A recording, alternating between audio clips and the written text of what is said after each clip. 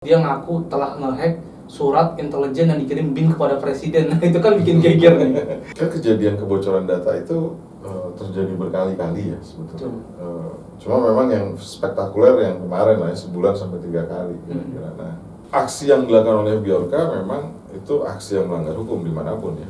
NIK itu harusnya nggak boleh tersebar gitu ya.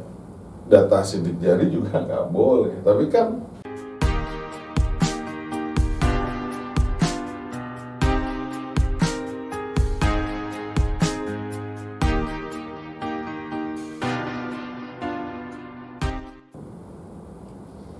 Mas, serius amat sih baca apa sih?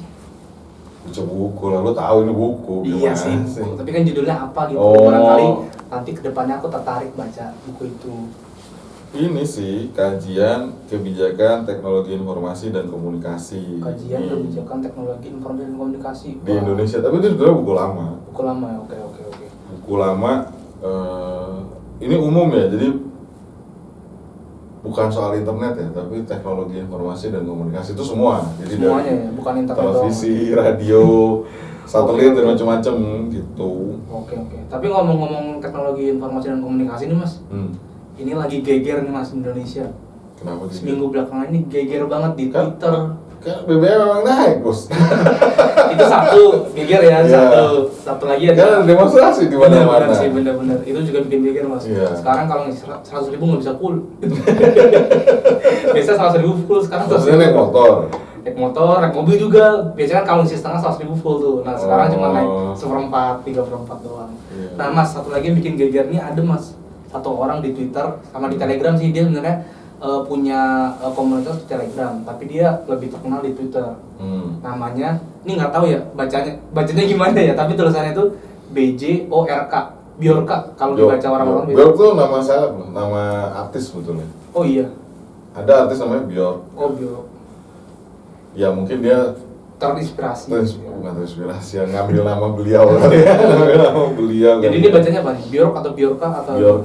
Bjorka kayaknya sih. Bjorka ya. Gue juga sempat baca Twitter sih, seliuran ini ya. informasinya. Informasi tentang Nah itu gue sempat baca dan menarik sih sebetulnya. Iya, karena dia adalah orang yang bikin geger Indonesia dalam 1 minggu belakangan ini Mas. Karena dia mengaku telah meretas atau ngehack gitu ya. Kayak banyak data pribadi para menteri, nge-hack data penjualan misalkan dari perusahaan-perusahaan. Terus ada juga sempat dia ngaku telah nge-hack surat intelijen yang dikirim BIN kepada presiden. Nah, itu kan bikin geger nih. Ya walaupun isinya nggak ada. Walaupun isinya nggak ada, ternyata itu bukan sesuatu yang terbukti gitu. Tapi kan Bukan, gue sempat lihat kalau dilihat dari komposisi yang surat ya, itu cuma informasi dasar, tapi konten atau substansi suratnya sih kayaknya nggak ada deh. Dan kan dia ngasih sampel ya. sampel betul. Sampelnya cuma ya dari siapa, untuk siapa, subjeknya apa, kira-kira kayak email lah gitu. Oke. Tapi isinya apa sih? Gue nggak tahu, gue nggak download sih, tapi maksudnya. Nah itu diperjualbelikan Mas di Forum Blitz Telegram, forum Telegramnya dia. Nah itu banyak diunduh atau dibeli oleh orang-orang. Nah ini yang membuat Indonesia jadi geger dan masyarakat juga geger nih. Kenapa pemerintah bisa kebobolan dalam tanda kutip untuk data-data pribadi yang memang harusnya sistemnya kan rahasia, terus Terenkripsi. Iya, terenkripsi, terus tersimpan dengan baik, tidak bisa dibobol oleh sembarang orang. Bahkan kalaupun ada hacker yang ingin membobol, itu hacker yang tingkat tinggi lah istilahnya, yang benar-benar harus canggih. Nah, ini gimana Mas, menurut Mas Anggara terkait dengan data pribadi ini? Jadi sebelum Bjorka itu jadi sangat ternama, gue tuh sempat dengar RDP antara Komisi 1 dengan Menkominfo kalau nggak salah. Gue nonton tuh siaran live-nya. Jadi anggota-anggota DPR tuh protes, masa dalam sebulan data pribadi warga negara itu di forum yang di-leak lah ya sama orang. Kayaknya Bjorka juga di-leak dan ditaruh di forum bebas gitu ya. Forum dark web istilahnya dark web. Nah, Itu banyak yang protes anggota-anggota DPR itu dan mempertanyakan kepada pemerintah kenapa bisa terjadi dalam sebulan 3 kali, itu rekor banget. Iya, aku sempat dengar ininya. Ya, salah satu yang tanya tajam itu Mbak Christina, ada Nico Siahaan kalau nggak salah ya, karena gue agak mendengarkan siaran live-nya tuh, sama ada Mbak Christina. Nah, itu mereka tanya tajam soal kebocoran data pribadi. Kenapa bisa kebobolan 3 kali? 3 kali dalam 1 bulan. Menurut mereka itu memalukan gitu kan. Ya, menurut gue sih apa yang disampaikan oleh para wakil kita di DPR tuh relevan ya. Ada benarnya juga. Ada benarnya gitu, memalukan. Dan aku nggak ngerti ya, harusnya kalau kayak gitu kan, kalau sampai data kan menurut gue kan kejadian kebocoran data itu terjadi berkali-kali ya sebetulnya. Cuma memang yang spektakuler yang kemarin lah ya, sebulan sampai 3 kali kira-kira. Nah itu kebetulan data yang dikelola langsung oleh pemerintah sebetulnya. Nah itu yang bikin gue bingung, pemerintah responnya menurutku normatif sih. Kalau nggak mau dibilang memang tanggung jawab ya, tapi normatif. Karena menurutku harusnya siapapun kan pemerintah itu nggak boleh, ya kan bukan saya yang tanggung jawab, ya pemerintah itu satu, karena kita negara kesatuan maka pemerintahnya satu.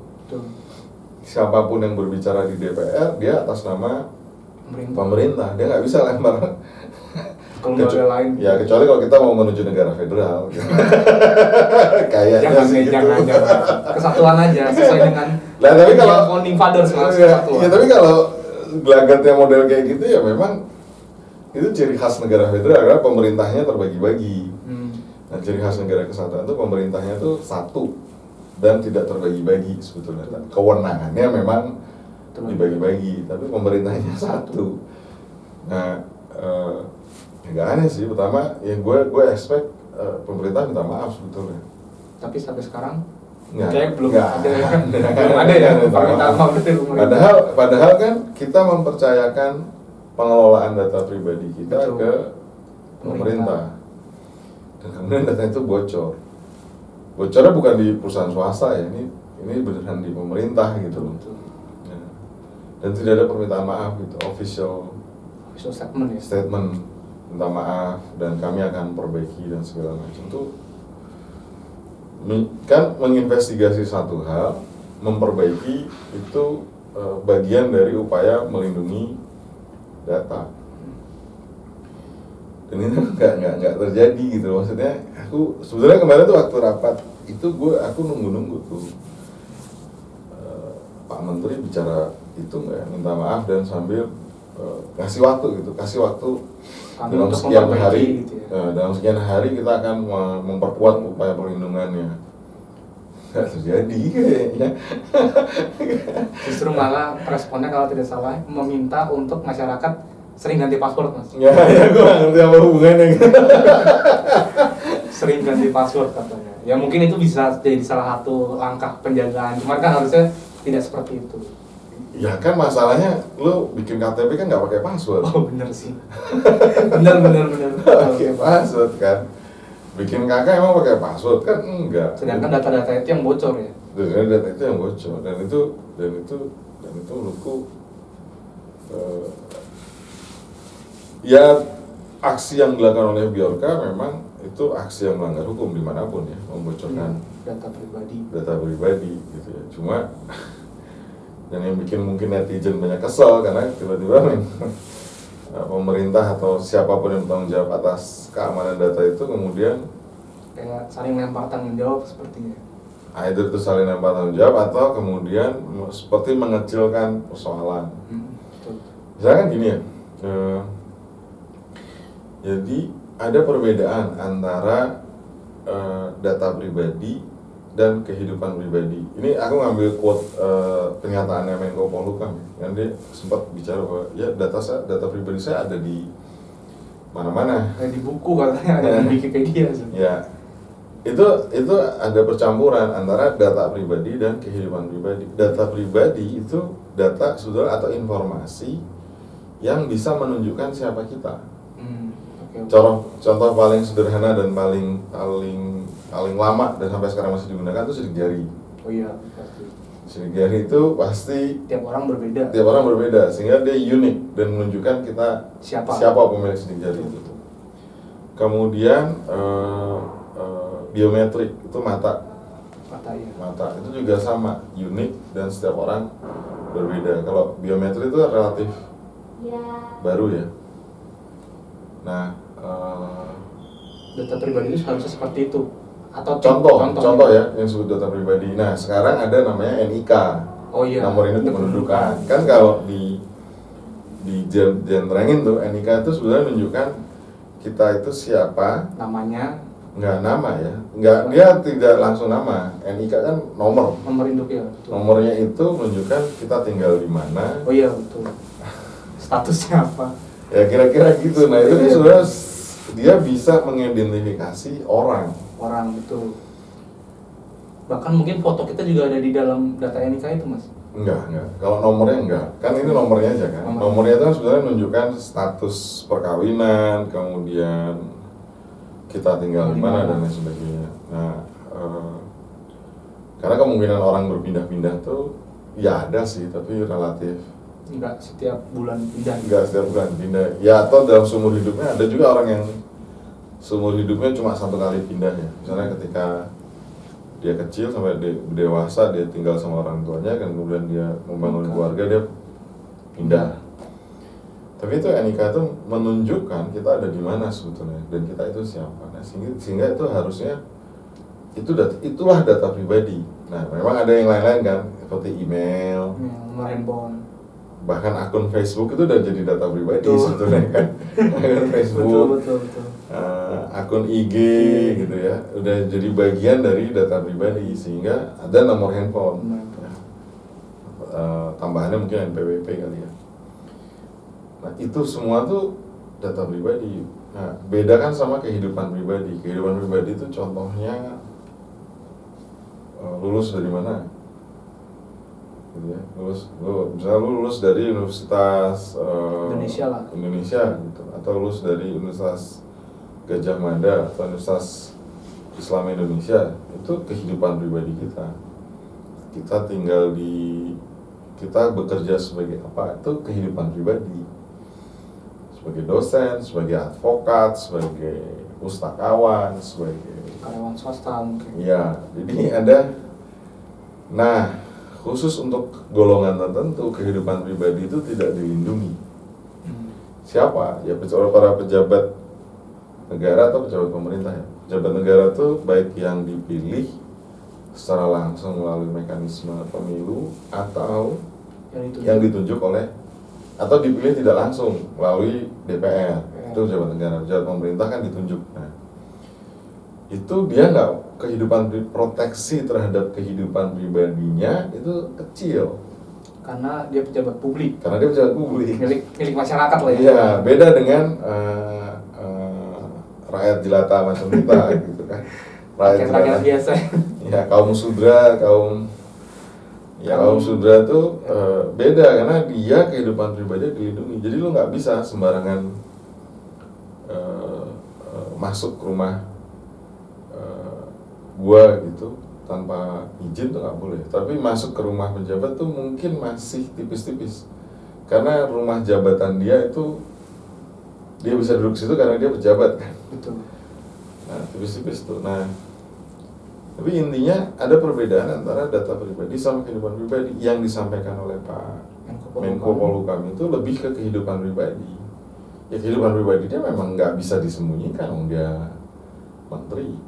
Bahkan sebelum jadi menteri ketua Mahkamah Konstitusi, dia sempat jadi dosen juga, pengajar di mana-mana. Ya kalau dosennya nggak bisa ya, tapi maksudnya dia beberapa kali lah jadi menteri, terus aku nggak tahu sempat jadi anggota DPR atau enggak.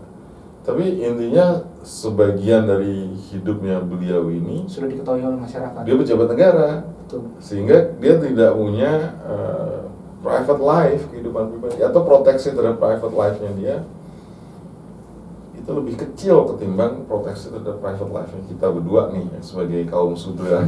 Rakyat jelata. Karena dia pasti dikuliti kan sama media, sama macam-macam lah ya. Nah, beda dengan data pribadi. NIK itu harusnya nggak boleh tersebar gitu ya. Data sidik jari juga nggak boleh. Tapi kan kebocoran itu kan sudah ini ya, bukan hanya dilakukan oleh si Bjorka sebetulnya. Sebelum-sebelumnya kan ada banyak akun Twitter yang ngedoxing tuh. Ya betul. Ini siapa, dan itu seperti tidak tersentuh oleh hukum. Jadi akhirnya ketika dibalas,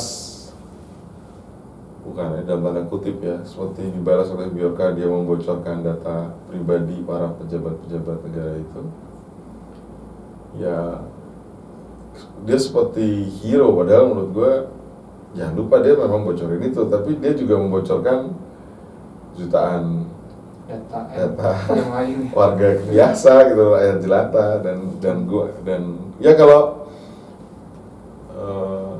datanya pejabat ya kayak telepon tuh, menurut gue kalau dia pejabat dia nggak bisa teleponnya itu di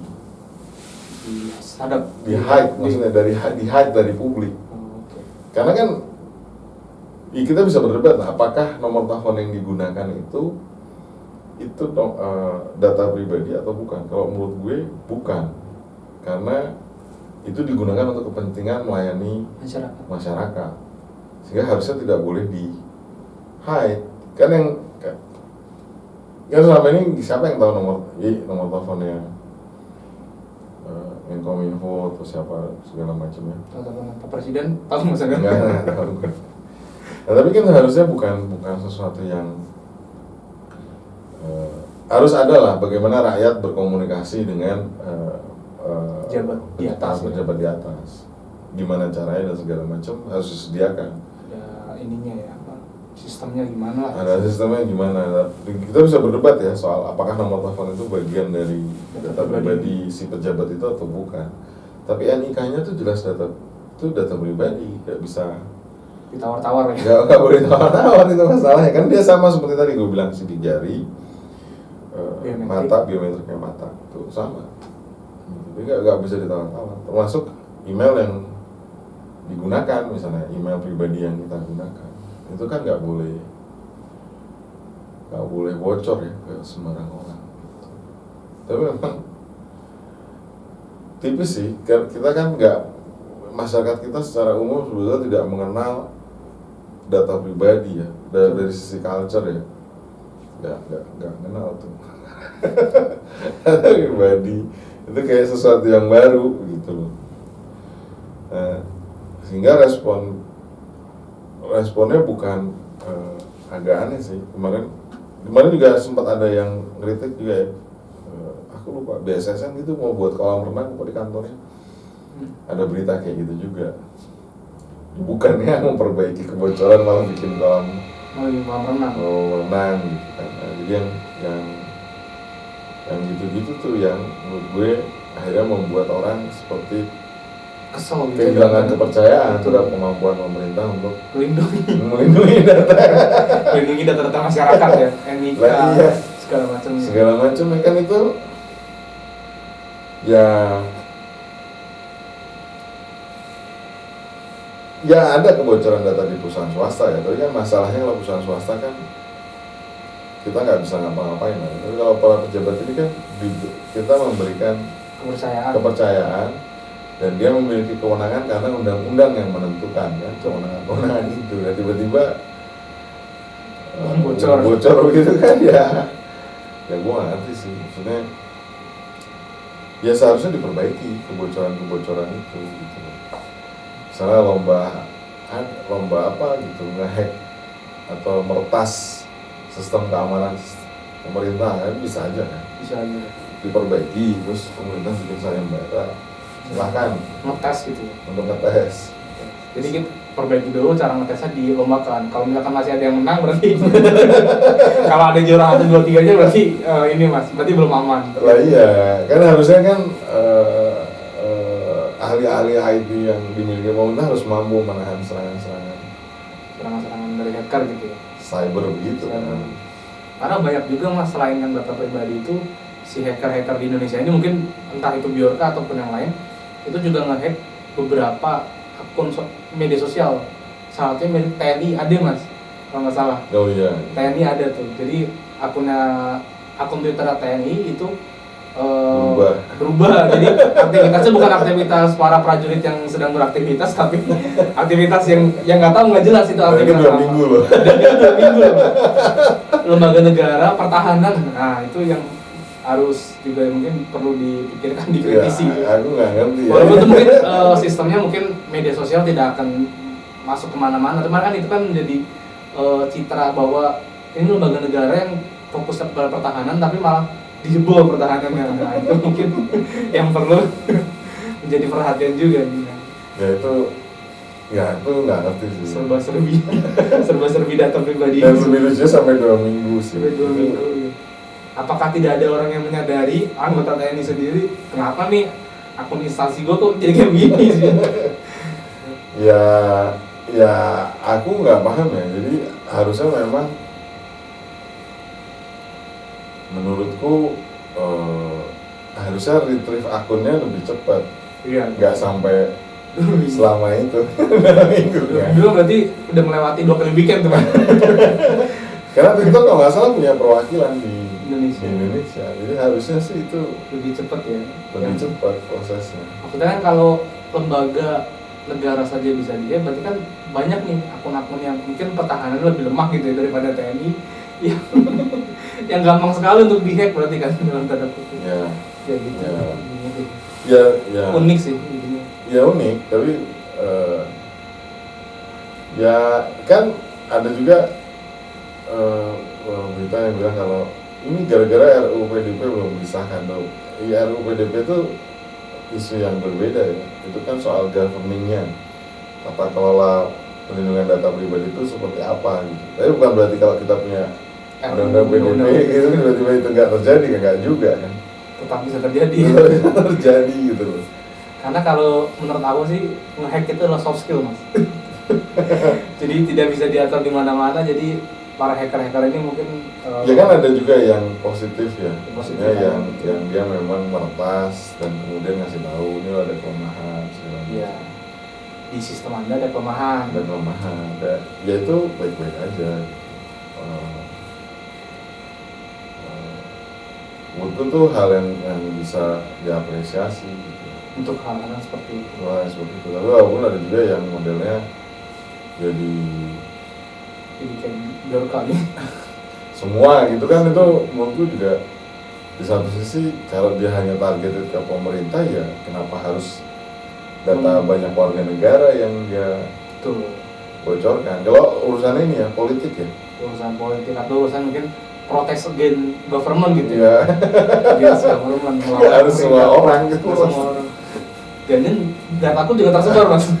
Ya mungkin. Nanti tiba-tiba datanya jadi apa? Jaminan pinjol. Ya itu kan mengerikan ya. Mengerikan karena gue tuh ada beberapa waktu yang lalu tuh sempat terima SMS aneh gitu loh, bahwa permintaan OTP. Oh. Tapi dari ya kredit online gitu. Gue nggak pernah. Bahaya itu mas. Permintaannya OTP, men gue sampai bingung kan. Waduh. Ya, berarti kan itu ada kemana-mana ya. Nah itu menurutku catatan. Jadi catatan gitu. Termasuk misalnya SMS ini ya. Apa? Blast yang kita nggak pernah kenal. Anda butuh pinjaman? Nah, gitu kan aneh kan. Cair dalam 15 menit gitu. Ya walaupun di satu sisi itu trik marketing ya. Ya nggak semua trik itu bisa kita lakukan juga. Betul. Atau selamat Anda telah mendapatkan Iya, undian. gitu-gitu kan, penipuan, SMS penipuan atau kalau diklik linknya phishing ya kita. Phishing atau WhatsApp penipuan itu kan menunjukkan bahwa keamanan data kita nggak benar-benar secure. Aman. Nah, itu yang sehingga ya memang akhirnya orang mempertanyakan kan, itu keramaian itu menjalan kenapa ya? Dan apa yang dilakukan oleh para anggota DPR di Komisi 1 itu menurut gue harus kita apresiasi. Tapi aku kayaknya nggak dengar deh statement dalam sekian hari cuma kita. Ya mungkin ada kali ya minta maaf tapi gue nggak mendengarnya secara jelas sih. Mungkin saja ada karena banyak kan dia berkunjung kemana-mana banyak. Iya yang ditanya banyak sih, ada Dewan Pers, ada nggak spesifik hanya pemerintah. Saya gue ada Komisi Informasi, Komisi Penyiaran Indonesia, ada Dewan Pers. Nah, salah satu yang jadi heated debate itu ya tadi yang mau tayang 1 bulan udah bocoran 3 kali dan itu memang gue bener sih 3 kali dan datanya penting semua lagi sih. Iya gitu kalau ya gitu deh. Kalau ngomongin ini emang nggak ada habisnya sih mas, tapi kita tunggu aja lah ya respon dari pemerintah, entah itu memperkuat atau mungkin respon dengan permintaan maaf, sama Biorka ini kedepannya akan ditemukan atau tidak, karena kan sekarang lagi dicari. Iya lagi dicari karena presiden sampai bikin tim khusus ya? tim khusus untuk mencari Biorka. Ya kalau menurut gue harusnya pemerintah terima kasih sih kan ditunjukkan kan kelemahannya. Nggak perlu harus nguber, harusnya langsung jadi staf khusus presiden kan. Usul ya? staf khusus presiden ya bisa jadi karena beberapa yang setahu gue ada banyak inilah ya, ketika dia membobol suatu sistem kemudian dia diangkat jadi, lu pernah nonton itu ada kejadian kayak gitu, ada film Catch Me If You Can, pernah nonton nggak? Belum. Itu sama, dia membobol cek segala macam, masukkan cek, canggih banget. Terus diangkat jadi. Iya, sama FBI, kerjakan sama FBI. Nonton deh itu dia emang diburu sama FBI kenakan ini ya dia menjalani hukuman sempat, tapi nggak lama kemudian dia dipekerjakan sama FBI. Nah ini para orang-orang di pemerintah mungkin bisa meniru film Catch Me If You Can. Kalau Biorka tertangkap, ya dihukum, tapi jangan lama-lama supaya bisa jadi staf khusus pemerintah. Ya atau ya memang harus dites kan, setiap sistem kan tuh harus jangan sampai tes keamanan. Apalagi kalau permintaan datanya spesifik. Iya betul. Jangan sampai sangat mudah dibobol. Iya. Karena itu gua dalam misalnya itu tuh sangat memperhatikan data apa sih yang taruh di formulir gitu ya. Data yang taruh di formulir itu misalnya kita punya ya formulir WhatsApp itu kan pertanyaannya sebetulnya data yang ditanyakan tuh sebetulnya jauh lebih wide kan, karena kota, provinsi, kita bahkan nggak tahu di beneran di sana atau enggak, atau tinggalnya kalaupun di kota mana, di bagian kota mana juga kita nggak tahu. Nah itu sama ya kalau WhatsApp sama email karena kita perlu berhubungan untuk bisnis kan. Nah, menurut itu masing-masing aja. Tapi kalau udah sampai ke nikah, tempat tanggal lahir gitu mah harus hati-hati gitu loh. Jadi ini buat semua, menurut gue sih buat semua orang yang berhadapan dengan jadi berhadapan dengan data tuh memang harus consider very careful tentang data apa sih yang harusnya diminta ketika orang akses atau orang nanya lah. Karena kan banyak formulir ya, Google Form itu banyak banget ya. Terus sejak COVID webinar tuh pakai Google Form gitu kan. Nah, itu memang harus hati-hati data apa sih yang diminta. Kalau menurut gue kalau nggak perlu amat kayak jenis kelamin gitu ya udah sih. Benar-benar. Gue perlu amat gitu. Oke mas, paling itu aja sih ya. Iya, pertama kita harus berdoa kan. Berdoa. Mudah-mudahan pemerintah atau siapapun yang mengelola data kita sebagai warga negara itu segera memperbaiki sistem keamanannya. Dan kemudian DPR juga concern khusus untuk memantau jangan sampai ada kejadian kayak gini gitu kan. Kalau bisa nggak ada, tapi kalau misalkan diminimalkan ya sekali aja semua. jangan kalau bisa ya nggak ada. Kalau bisa. Kan kita nggak bisa ngomong sama menteri, yang bisa ngomong sama pemerintah kan Betul. DPR ya. Nah, ini kita titip aja harapan kita ke DPR supaya tolong Dipantau khusus. khusus gitu soal ujian dana pribadi. Ya, walaupun gue juga ada pasal ya sudah lah. Ya, Apa yang lagi? Ya, tapi ya memang kita harus apa yang disampaikan harus ganti-ganti password itu satu hal ya, memang harus mulai kita pikirkan. Tapi itu kan kalau data itu sepenuhnya di bawah kontrolnya kita. Tapi kalau datanya kita nggak kontrol sepenuhnya, itu kayak data BPJS Kesehatan aja nggak sepenuhnya ada di kita. Ya betul. Jadi lu daftar via apps. Nah, sekarang kan disuruh semua serba apps tuh, gue makanya sebel banget. Apa sih apa apps gitu? Nah, apa maksudnya ya jangan apa aplikasi gitu. Jadi ya itu kalau semua serba apps kan resikonya ya keamanan datanya harus lebih tinggi kan. Betul. Oke deh. Ya udah Mas, ini aku mau pantau beritanya si Biorka lagi. Tapi kan udah hilang dia, akun Twitternya udah suspend. Baru bikin baru lagi. Follower langsung 50.000. Kalah kita. Kita 3 tahun Mas baru 50.000. Biorka 5 menit langsung. Mantap. Oke deh.